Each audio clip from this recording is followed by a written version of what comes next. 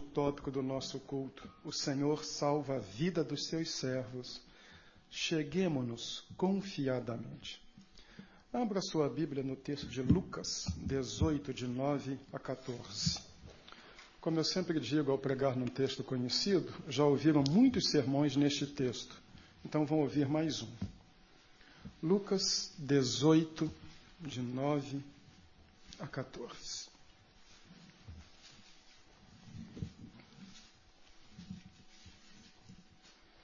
O título da mensagem de hoje é Santo Recusado, Pecador Atendido. E o texto é este. A alguns que confiavam em sua própria justiça e desprezavam os outros, Jesus contou esta parábola. 2 homens subiram ao templo para orar. Um era fariseu e o outro publicano. O fariseu, em pé, orava no íntimo: Deus, eu te agradeço, porque não sou como os outros homens, ladrões, corruptos, adúlteros, nem mesmo como este publicano. Jejuo 2 vezes por semana e dou o dízimo de tudo quanto ganho. Mas o publicano ficou à distância. Ele nem ousava olhar para o céu, mas batendo no peito dizia: Deus, tem misericórdia de mim, que sou pecador. Eu lhes digo que este homem, e não um outro, foi para casa justificado diante de Deus. Pois quem se exalta será humilhado, e quem se humilha será exaltado. Queiram sentar-se, por gentileza.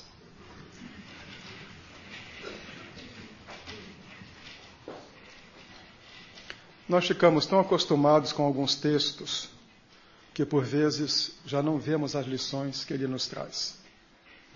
Sempre que leio a história do fariseu e do publicano, eu me recordo da professora de crianças que acabou de contar esta história para as crianças e, depois de execrar o fariseu, disse: agora, minhas crianças, nós vamos orar dando graças a Deus, porque nós não somos como este fariseu. E não se deu conta de que acabou cometendo o mesmo pecado do fariseu. Mas eu vou recontar a história para ver se nós penetramos no impacto que a história teve nos seus ouvintes. Num domingo de sol, não de frio, mas vamos colocar a coisa bonita, num domingo de sol, agradável, sol radiante, um líder cristão, muito consagrado, respeitado na sociedade pelo seu testemunho, homem que cumpria todos os seus deveres e os excedia, e um conhecido corrupto, explorador do trabalho alheio. Alguns até suspeitavam do envolvimento dele com narcotráfico. Era um sujeito envolvido com todas as desonestidades possíveis, e mais algumas foram à mesma igreja. O líder fez um solo, orou, lecionou uma classe. Na hora dos dízimos e ofertas ele foi à frente. O cheque dele era bem volumoso e todo mundo ficou muito inspirado com aquele homem. O outro, que era, vamos usar essa expressão um tanto coloquial, bem picareta, ficou lá num cantinho. Ele não era convidado nem para fazer oração silenciosa na igreja. Então ficou quietinho lá no seu canto.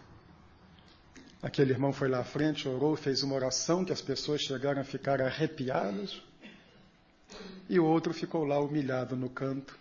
Alguns nem foram apertar a mão dele, porque disseram: Deus me livre, depois esse camarada aparece aí nas páginas policiais e eu vou estar envolvido com ele. Mas o Deus que conhece os corações fez com que este líder cristão voltasse para casa na mesma condição espiritual. Suas orações não foram ouvidas, ele não foi aceito. E o outro, desprezado, sem valor, mas que teve uma oração pessoal, íntima, que ninguém ouviu, dele lá dentro, voltou para casa justificado. Aqui está a história. Porque este homem volta para casa perdoado, este poço de defeitos, e o poço de virtudes volta sem perdão.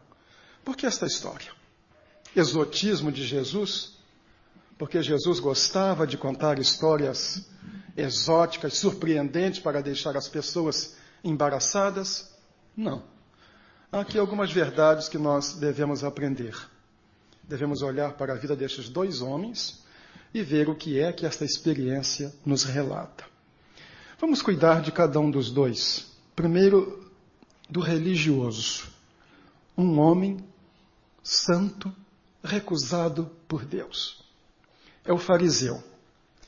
A palavra fariseu vem de separado, como nós sempre dizemos que o crente é um santo, que santo significa separado. Contextualizando, ele seria um batista do Papo Amarelo. Aquele que faz questão de colocar até no carro um adesivo da Convenção Batista Brasileira, grupo do qual eu sou, do qual não me envergonho e até me regozijo. Um homem que levava a sua religião muito a sério. A lei prescrevia o jejum uma vez por ano, no Yom Kippur, o dia do perdão. Mas os fariseus, que queriam sempre fazer mais do que todos os outros, tinham estabelecido os 2 dias de jejum na semana, segunda e sexta. Então este homem excedia a lei. Em vez de jejuar um dia por ano, jejuava 105 dias por ano. O dia em que todos jejuavam e mais outros 104. Excedia todos os limites. Precisamos também corrigir um equívoco. Todas as vezes que ouvimos a palavra fariseu, nós pensamos em hipócrita. Não é isso não é verdade. Nós ficamos com esta imagem por causa daquele veemente discurso de Jesus, chamando os fariseus de hipócritas, em Mateus 23. Mas os fariseus não eram hipócritas. Eles eram pessoas profundamente sinceras. Eles levavam a sua religião a sério. Eles não eram levianos. Não eram frequentadores circunstanciais. Eles estavam 3 vezes por dia no templo. Já pensaram o que é isto? Nós temos gente que não consegue vir 3 vezes no mês. Ele ia 3 vezes por dia ao templo para fazer as suas orações. Este sentido de fariseu como hipócrita é um sentido ulterior que veio depois. Mas Jesus tinha um choque enorme com os fariseus, e o pecado deles não era fingimento. Eles possuem o pior pecado que uma pessoa religiosa pode ter. Sim. O pecado que Jesus não tolerava, sabe qual era? Soberba espiritual. Isso é terrível. A vaidade espiritual. Gente que tem um conceito mais elevado de si mesmo do que convém.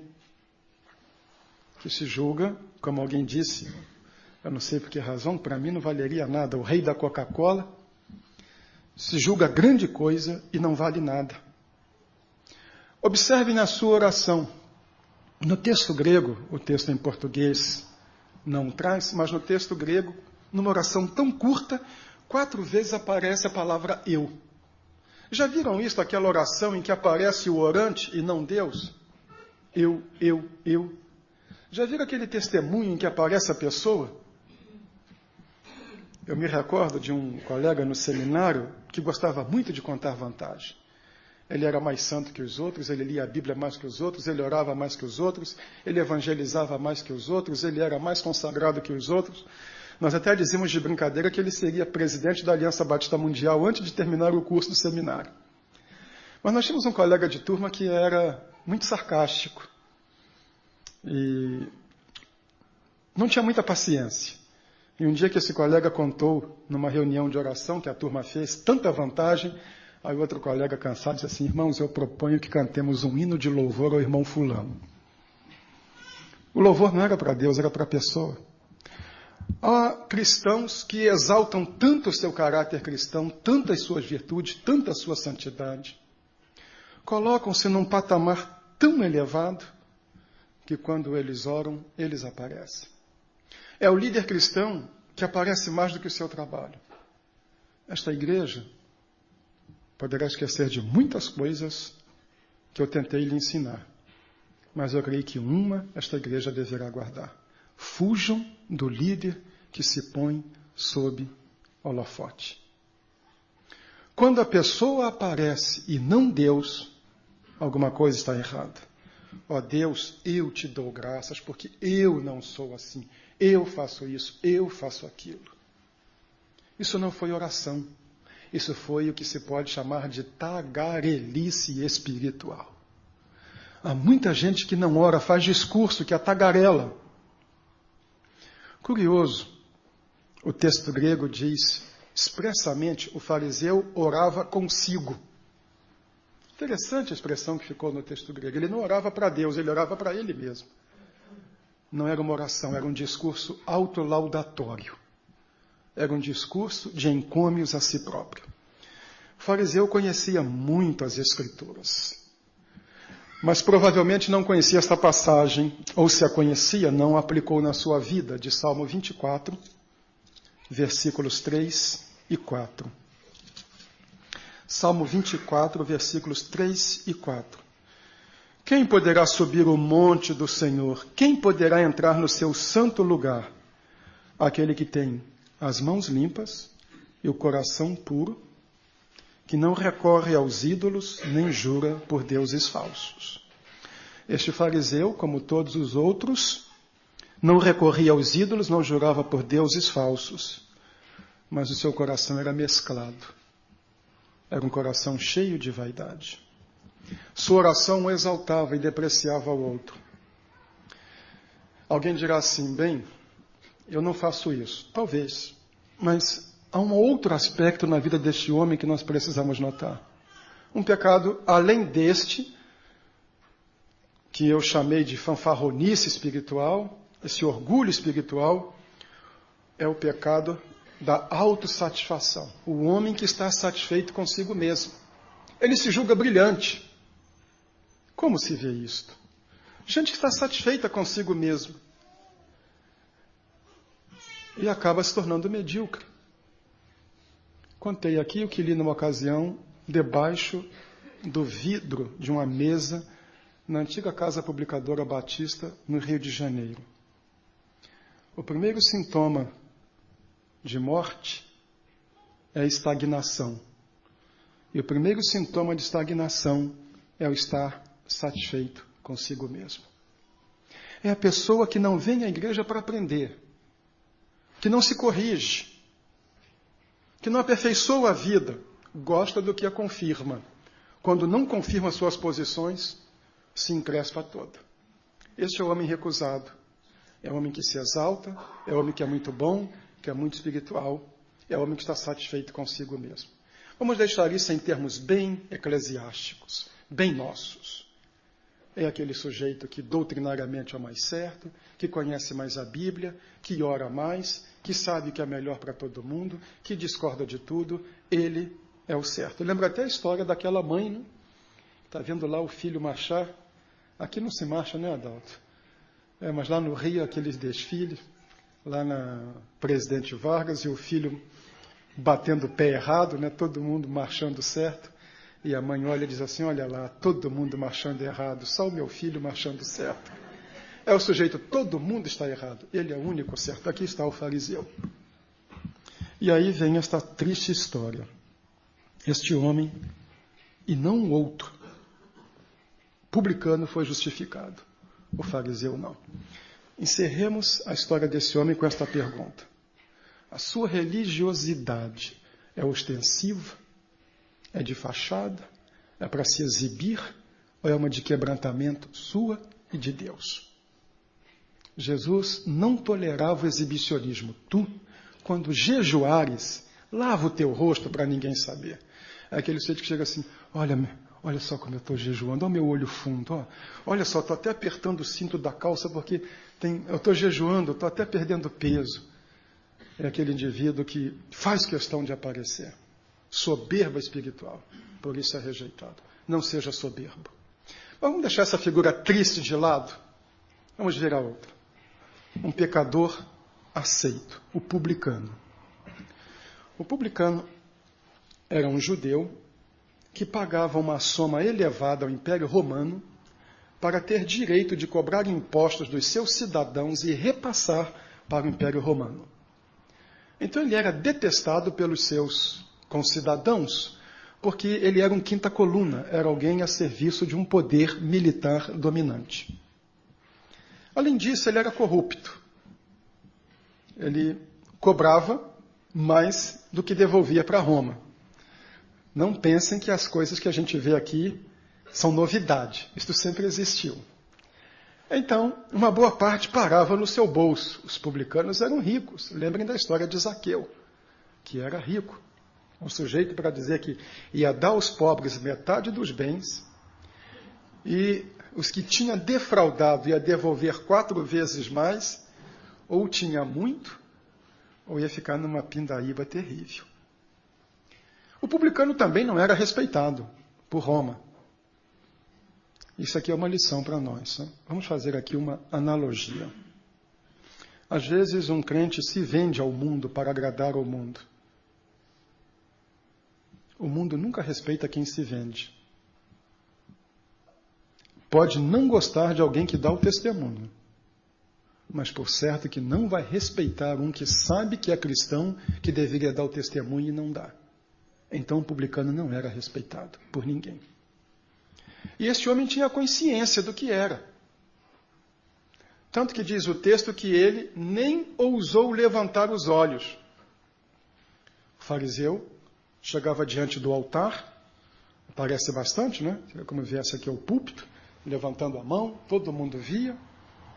O coitado do publicano ficou lá no cantinho e nem quis levantar os olhos. Diz o texto que ele batia no peito. O texto grego diz literalmente batia no coração. Era uma atitude de demonstrar arrependimento. Viram a diferença? Um se exaltou, o outro declarou que estava arrependido. Batia no peito. E a oração dele é uma oração fantástica. Ele se esqueceu dos outros. O fariseu orou, eu te dou graças porque eu não sou como os outros. Este homem não lembrou dos outros. Ó Deus, tem misericórdia de mim, que sou pecador. Ele conhecia o Salmo 51. Um coração contrito não desprezarás, ó Deus. Uma outra questão ainda que vai nos ajudar. Literalmente, no texto grego, ele diz, ó Deus, sê a minha propiciação. Propiciação era o ato de culto judaico em que uma pessoa trazia uma oferta para aplacar a ira de Deus. Ele não tem nada para aplacar a ira de Deus. Ele sabe que Deus está irado com ele.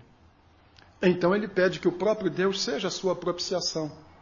Por isso que as nossas versões trazem, "Se a minha misericórdia". Algumas traduções colocam literalmente, "Se a minha misericórdia". O fariseu confiava nos seus méritos, este confiava na misericórdia divina. Esta é outra questão, em que é que nós confiamos? Na nossa virtude, na nossa retidão, no nosso bom mocismo? Ou nós confiamos na misericórdia de Deus? Uma outra questão na oração, ele não se defendeu. Não teve nenhuma preocupação em se defender. Ó Senhor, essa oração aí foi para mim. Mas o Senhor entende. Veja, Senhor, o que esse homem está dizendo. O fariseu não citou o publicano, mas são aquelas orações que a gente não cita a pessoa, mas dá o SIC, RG e endereço do vizinho. Te dou graças porque eu não sou como os outros homens, ladrões, corruptos. Aí, já que engatou a segunda, né, põe logo a terceira. Nem mesmo como este publicano. Pronto. O publicano diz, Senhor, o senhor está vendo isso? Não, não tem que se defender. Essa é uma outra lição também. Nós não precisamos estar nos defendendo. Nós não precisamos fazer discursos a nosso próprio respeito. Deus conhece os corações como conhecia os corações dos dois. E o que Deus vê não é o discurso, Deus vê o sentimento do coração. Ele não centrou a sua oração em si.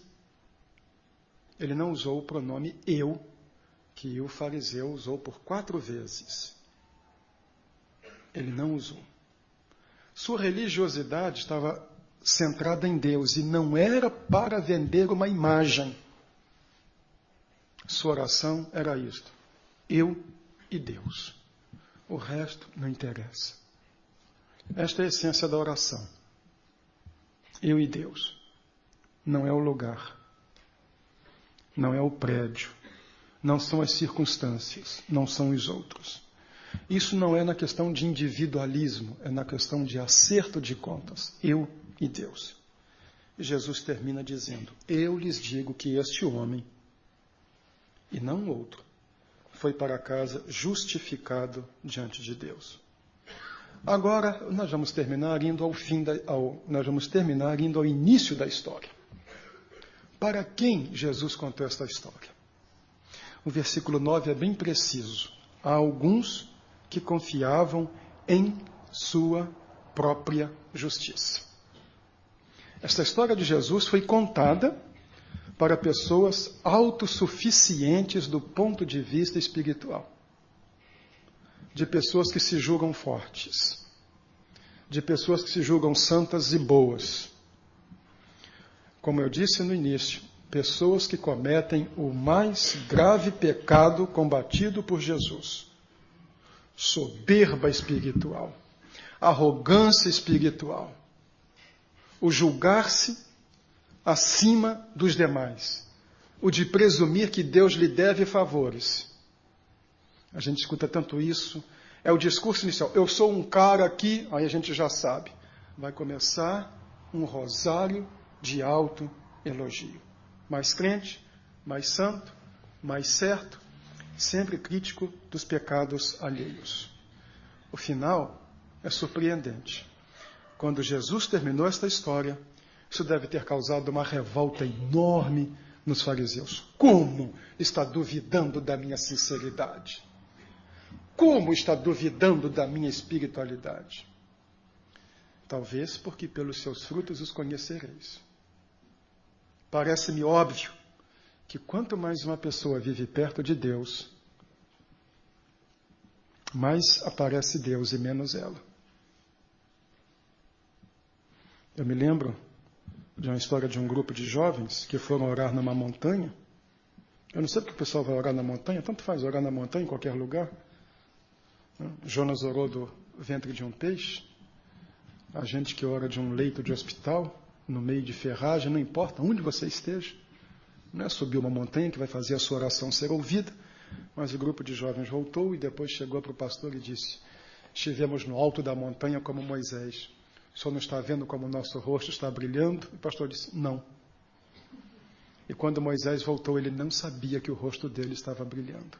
Os outros é que viram. Quem tem um caráter cristão não precisa anunciá-lo. As pessoas vão ver. Deus vai ver. Não precisa tocar trombeta.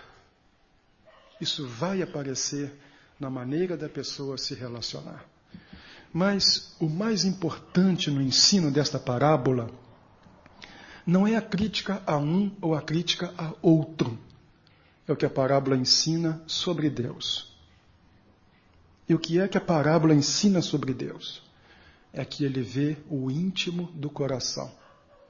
Ele vê as motivações. Muita santidade é vaidade espiritual. Muito serviço é briga por reconhecimento, desejo de ser importante. Mas a questão é esta: terminado o culto, terminado este culto, como você voltará para a sua casa? Não é o que os outros vão pensar a seu respeito, porque Deus não nos avalia pela opinião alheia. Isso é irrelevante para Ele. Mas terminado este culto, como você voltará para casa?